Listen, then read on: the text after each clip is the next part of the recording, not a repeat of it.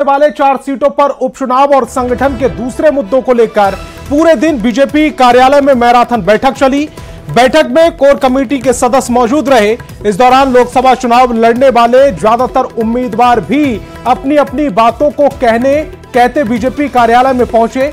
माना जा रहा है कि मिशन 2025 को लेकर बीजेपी ने तैयारी शुरू कर दी है।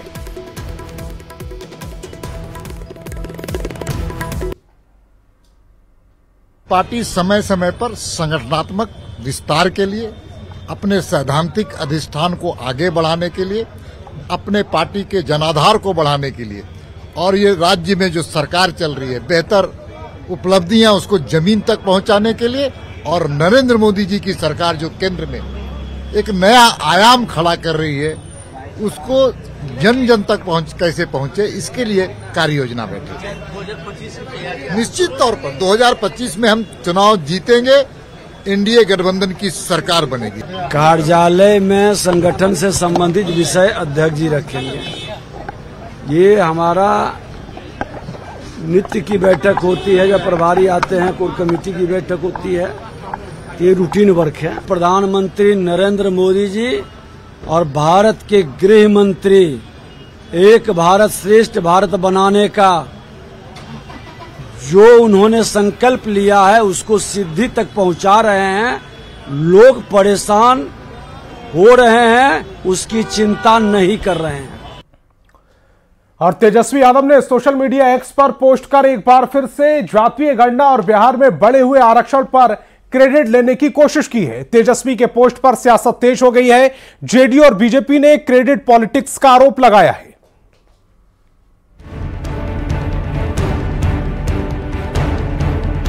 बिहार में अगले साल विधानसभा का चुनाव है। चुनाव में भले ही कई महीनों की देरी हो, क्रेडिट पॉलिटिक्स अभी से तेज हो चुकी है।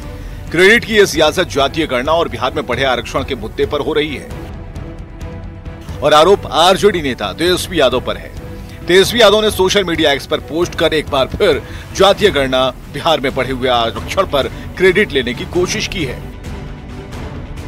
तेजस्वी यादव ने एक्स पर पोस्ट कर लिखा है, जातीय गणना के लिए आरजेडी ने कठिन संघर्ष किया। महागठबंधन की सरकार में जातीय गणना हुई। 17 महीने में जातीय गणना कर आंकड़े प्रकाशित किए। आरक्षण की सीमा बढ़ाकर 75% कर दिया। केंद्रीय गृह मंत्री से 9वीं अनुसूची में डालने का आग्रह किया। एनडीए सरकार ने इससे साफ इनकार कर दिया। डबल इंजन सरकार बनने के बाद भी प्रयास नहीं हुए। नई आरक्षण सीमा से लाखों लोग वंचित रह जाएंगे। पिछड़े, अति पिछड़े, एससी एसटी के लोग वंचित रह जाएंगे। बीजेपी जेडीयू आरक्षण सीमा को 9वीं अनुसूची में डाले, देश में जातीय गणना करवाए, बिहार को विशेष राज्य का दर्जा दे। ये सब सत्ता के मजे ले रहे हैं। तेजस्वी यादव के पोस्ट पर जेडीयू और बीजेपी के नेताओं ने पलटवार किया। विधानसभा में Nitish Kumar ji on the floor of the house कह चुके हैं कि हम चाहते हैं कि ये नवी सूची में जाए ताकि जुडिशियल रिव्यू का हिस्सा न बने। वहीं बीजेपी के पूर्व सांसद रामकृपाल यादव ने तेजस्वी यादव पर पलटवार करते हुए कहा कि जब उनकी सरकार थी तब उन्होंने कुछ नहीं किया, आज खड़ियाली आंसू बहा रहे हैं। लंबे काल तक उनके सरकार राज्य में रही और केंद्र में रही। अगर बहुत ज्यादा उनके मन में ममता था या उनके जो कांग्रेस लीड पार्टी जो यूपीए था तो उस समय क्यों नहीं आरक्षण का दायरा बढ़ाया। मुख्यमंत्री नीतीश कुमार की पहल पर बिहार में जातीय गणना सर्वसम्मति से कराई गई। इसमें सभी पार्टियों की रजामंदी थी। बिहार में आरक्षण का दायरा बढ़ाने का प्रस्ताव भी सर्वसम्मति से पास हुआ और बढ़े हुए आरक्षण की जुडिशियल रिव्यू ना हो, इसके लिए बिहार सरकार 9वीं अनुसूची में डालने का प्रस्ताव केंद्र के पास भेज चुकी है। बावजूद इसके तेजस्वी यादव के इस मुद्दे को बार बार उठाने को क्रेडिट पॉलिटिक्स का हिस्सा माना जा रहा है। न्यूज 18 के लिए दिल्ली से अमितेश सिंह के साथ ब्यूरो रिपोर्ट। और एससी एसटी रिजर्वेशन पर सुप्रीम कोर्ट के फैसले के बाद सियासत थमने का नाम नहीं ले रही है। एलजेपी रामविलास के अध्यक्ष चिराग पासवान ने सुप्रीम कोर्ट के फैसले पर विरोध जताया। चिराग पासवान ने कहा कि हमारी पार्टी इससे सहमत नहीं है। बाकी पार्टियों के नेता भी अपनी सहूलियत के हिसाब से बयान दे रहे हैं।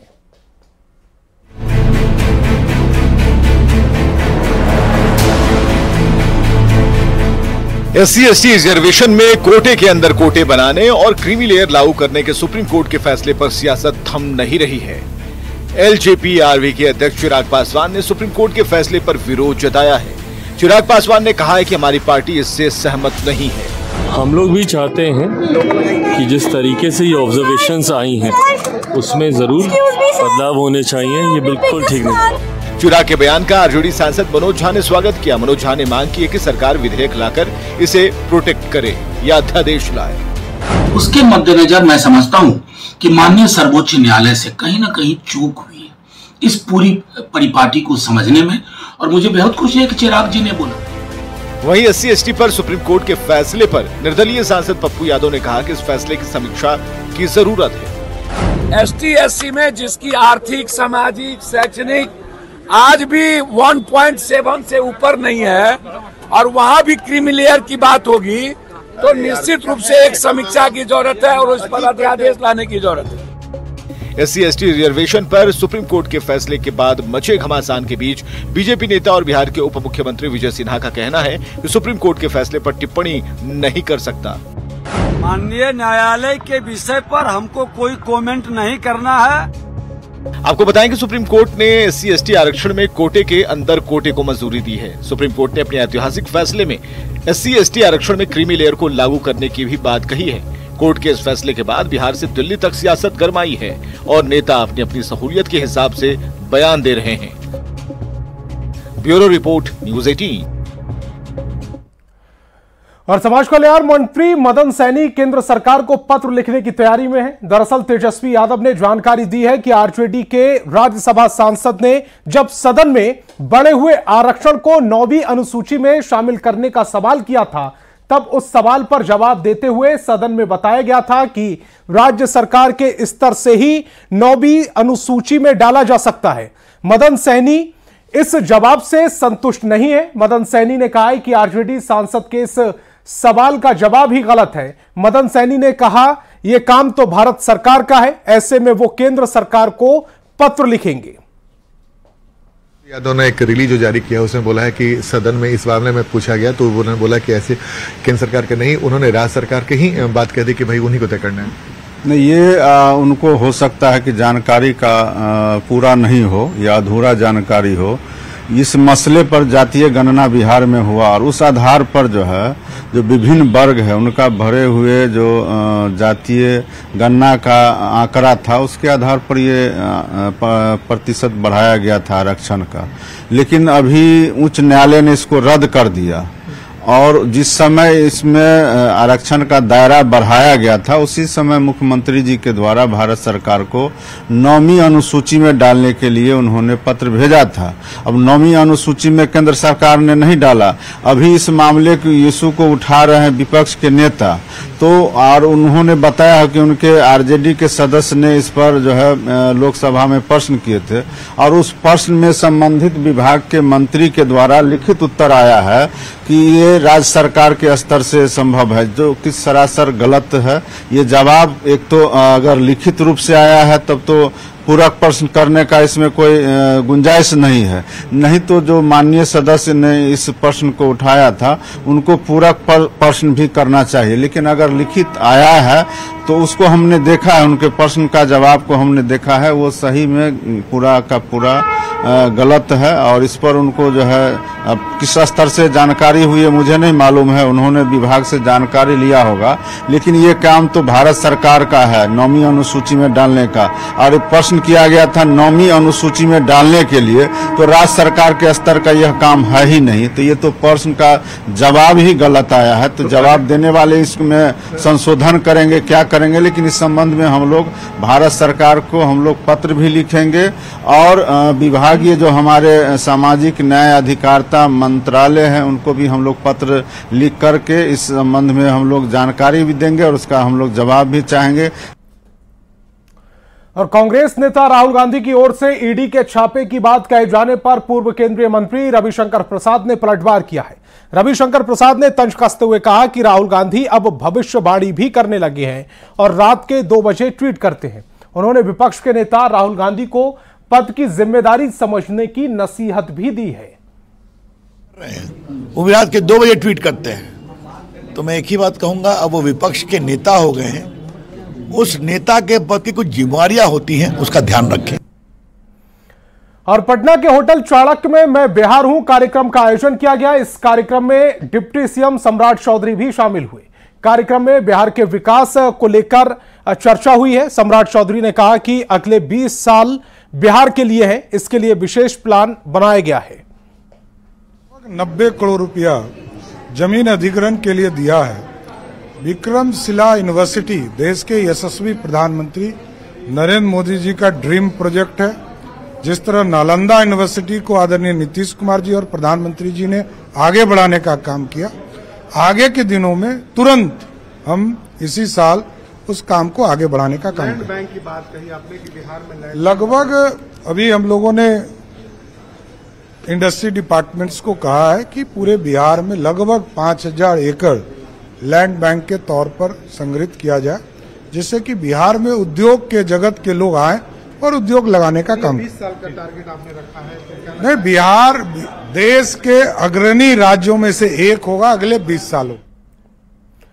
वैशाली में खाद्य प्रसंस्करण मंत्री चिराग पासवान वायनाड हादसे के पीड़ित परिवार से मिलने जनदाहा और गैरोल पहुंचे, जहां उन्होंने पीड़ित परिवार से मिलकर सांत्वना दी और आर्थिक मदद भी की। इस दौरान चिराग पासवान ने कहा कि हमसे जो बन पड़ रहा है मदद करेंगे। मैंने पीड़ित परिवार को मदद का भरोसा दिया है। बिहार की सरकार से पीड़ित परिवार को मदद मिलना चाहिए।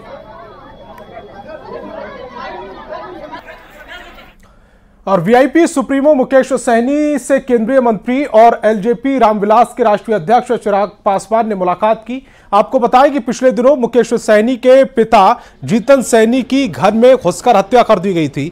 पिता के श्राद्ध कर्म के बाद मुकेश सहनी पटना पहुंचे थे, जहां चिराग पासवान ने मुकेश सहनी से मिलकर इस घटना पर दुख जताया और संवेदना प्रकट की। बिहार में सड़कों का जाल बिछ रहा है और बड़ी संख्या में पुल पुलियों का निर्माण कराया जा रहा है। बिहार सरकार की ओर से इसके दावे किए जाते हैं, लेकिन समस्तीपुर में एक ऐसा पुल है जिसे आप दुनिया का 8वां अजूबा कहें तो अचरज नहीं होगा। खानपुर प्रखंड में 8 करोड़ 65 लाख से अधिक की लागत से पुल बनाया गया। खास बात है कि इस पुल को पार करने के लिए आपको बाइक या कार की जरूरत नहीं पड़ेगी। इस पुल को पैदल ही पार करना होगा, क्योंकि इस पुल पर कोई गाड़ी नहीं चल सकती, क्योंकि पुल का अप्रोच रोड नहीं बन सका है। ऐसे में लोगों ने चंदा जुटाकर पुल पर सीढ़ी बना दी है और फिर तमाम खतरों से जूझते हुए पुल का उपयोग करते हैं। इस अनोखे पुल का जायजा लिया है समस्तीपुर संवाददाता मुकेश कुमार ने। समस्तीपुर के खानपुर प्रखंड इलाके में अभी है और यह जो जगह है वहां पर एक बोर्ड सरकार के विकास कार्य को दर्शाने वाली लगी हुई है, जिस पे योजना का नाम पुरानी बागमती नदी पर डगरुआ बल्हा में नाबार्ड योजना के अंतर्गत पुल निर्माण की चर्चा की गई है। यहाँ के ग्रामीण पुल तैयार होने के बावजूद भी इस पुल का फायदा नहीं उठा रहे हैं। तस्वीर हम आपको दिखा रहे हैं, जो अपने आप में एक अजूबा तस्वीर है।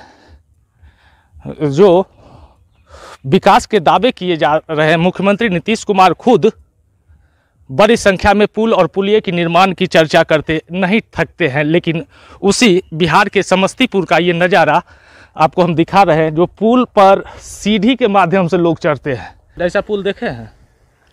नहीं देखे, कभी नहीं। कहीं नहीं देखे हैं। पुल कैसा होता है? पुल चलने के लिए बढ़िया होता है। उसका रास्ता बनाया रहता है। सही बात। सीढ़ी देख हैं यहाँ पे। क्या कहेंगे, सुधार होना चाहिए कि नहीं? सुधार होना चाहिए।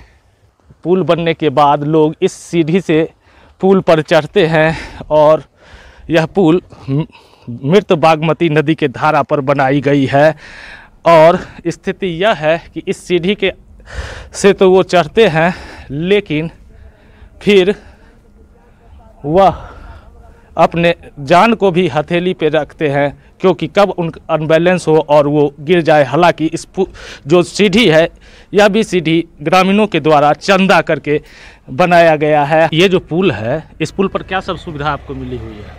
इस पुल पे कोई सुविधा नहीं है। जो 8 साल से ये बांस लगाए हुए थे, हम गांव के लोग सब चंदा करके उसके बाद ये जीना बनवाए हैं। बहुत सारा आदमी गिर गया।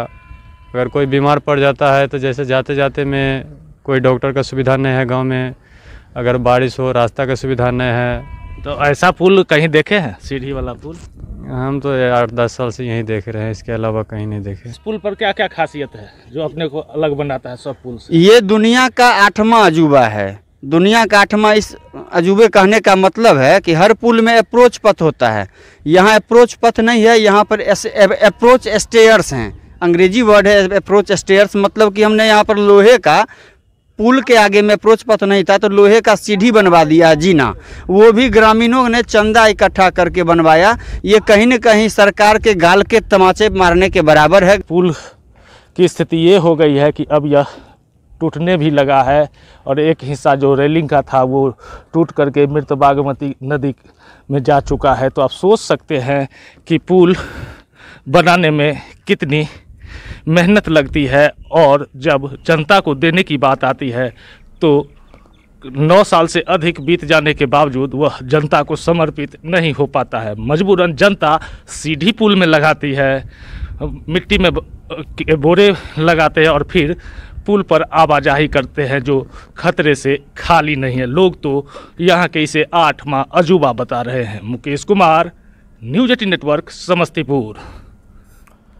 और बिहार में सीएम खेल विकास योजना के तहत पटना समेत सभी जिलों में खेल भवन और जिम की सौगात दी गई, लेकिन 1 साल के अंदर ही खेल भवन की हालत जर्जर हो गई। कमरों से लेकर बरामदे तक की दीवारों पर बड़ी बड़ी दरारें आ गई हैं, छत से प्लास्टर झड़ने लगा है और पानी का रिसाव भी हो रहा है। हालत देखिए, जहां कुर्सियां भी टूटने लगी हैं। आपको बताएं कि इस भवन का निर्माण 7.25 लाख की लागत से किया गया था। जायजा लिया न्यूज़ 18 संवाददाता रजनीश कुमार ने। खेल विकास योजना के तहत पटना जिले में खेल भवन सह व्यायामशाला का उद्घाटन हुआ था। खुद सीएम नीतीश कुमार ने फरवरी 2024 में इस भवन का उद्घाटन किया था और बिहार वासियों के साथ साथ खेल और खिलाड़ियों को बड़ी सौगात दी थी। लेकिन हैरान करने वाली तस्वीर सामने आई है। उद्घाटन के अभी 1 साल भी नहीं हुए हैं, 7.25 करोड़ की लागत से बने इस भवन में अब दरार आने लगी है। ये देखिए, जिला खेल पदाधिकारी कार्यालय की ये तस्वीर सबसे पहले दिखाते हैं कि अभी से ही दरवाजा जो है वो बाहर निकलने लगा है, चौखट हिलने लगा है, दरारें आने लगी है। ये गवाही दे रहा है कि लापरवाही हुई है, गड़बड़ी हुई है और जीरो टॉलरेंस की बात जो है वो अधूरी रह गई है। क्या सब दिखा अभी आपको? चौखट हिलने लगा? चौखट तो हिला हुआ है और ये सामने दरारें हैं। कहीं पत्राचार किया आपने? मैंने विभाग को अभी कल मैंने देखा, जो दरवाजा बाहर आया तो मैं दरवाजा कैसे हिलने लगा? क्योंकि कल हवा तेज था, वो बाथरूम में जो खिड़की है उसकी हवा के प्रेशर से ये मैंने बाहर आ गया। ये कुर्सियां मिली थी और इस कुर्सी की भी हालत देख लीजिए आप। फरवरी में उद्घाटन हुआ भवन का, खेल विभाग को सौंपा गया और ये कुर्सी की हालत देख लीजिए। किसी का सीट नहीं है, देखिए यहाँ पर भी जो है सीट अलग हो जा रहा है। ये कुर्सी विभाग को सौंपी गई है। तो ये हालत है, कुर्सियों की हालत आपने देख ली, दीवार की हालत देख ली, दरवाजे की हालत देख ली। आपको हम जिला खेल पदाधिकारी के कार्यालय से बाहर लिए चलते हैं। यहाँ भी आप देख लीजिए कि यहाँ भी जो दूसरा तल्ला है उसकी दीवार की क्या स्थिति है। यहाँ देखिए आप, बड़ी बड़ी आपको दरारें दिखेंगी। यहाँ से यहाँ तक आप नीचे तक जाएंगे और नीचे से ऊपर तक जाएंगे, दरारें ही दरारें आपको दिखेंगी। ये किस प्रकार से निर्माण कराया गया था, जो 1 साल भी अभी पूरे नहीं हुए हैं और यहाँ पर जो है एक तरह से व्यवस्था की पोल खुलने लगी है। न्यूज़ 18 सवाल पूछ रहा है कि आखिर जिस प्रकार से बिहार में पुल गिरने के बाद सरकार लगातार जांच में जुट गई है, ऐसे में क्या इस खेल भवन में हुई लापरवाही की जांच सरकार करेगी? आगे भी आपको हम तस्वीर दिखाते हैं किस प्रकार से लापरवाही बरती गई है। कैमरामैन दीपक के साथ रजनीश कुमार, न्यूज़ 18 पटना। तो अपना बिहार में फिलहाल इतना ही। आप देखते रहिए।